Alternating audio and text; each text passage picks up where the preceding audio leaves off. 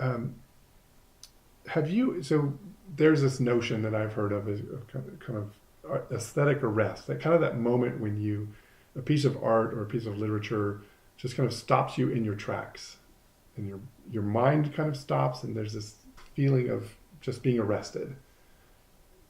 Have you, do you remember ever feeling that as a young person, or do you have any particular experiences where that's struck you?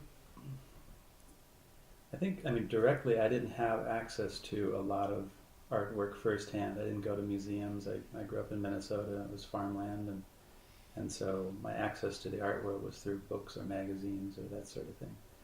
Um, I think as I when I moved to Los Angeles and I started actually going through museums and seeing artwork, that feeling of being arrested by a specific piece, I know that feeling well of being moved beyond words to how they did that or what they did. For me, I wonder sometimes about how my appreciation of something comes from a maker point of view or from Mm-hmm. a creator or a craftsperson or um, and I break things down in different ways where I often wonder about the general population that doesn't do artwork or they're not necessarily um, artistic or have an appreciation for the process if or what that really is because I think the two go hand in hand for me. When I see something that's amazing, then I want to piece it apart and go, why is that amazing? How is that amazing?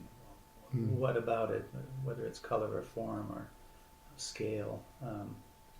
I think pieces that are interesting to me that do that for me are pieces that have multiple levels of appreciation. Or when I walk up to something and I think it's something, or I think I have it summed up, and then I realize it's something entirely different. Mm. And that on different levels, whether it's a physical thing or an emotional thing or what the intent was, it's sort of like poetry, reading poetry, and it seems like it's being taken literal, but then when you realize the metaphor, you realize what it relates to or how it relates to your life, and then there's this aha moment of being captivated by it. I Mm. think that's what I love, and it's what I try to put into pieces that I create.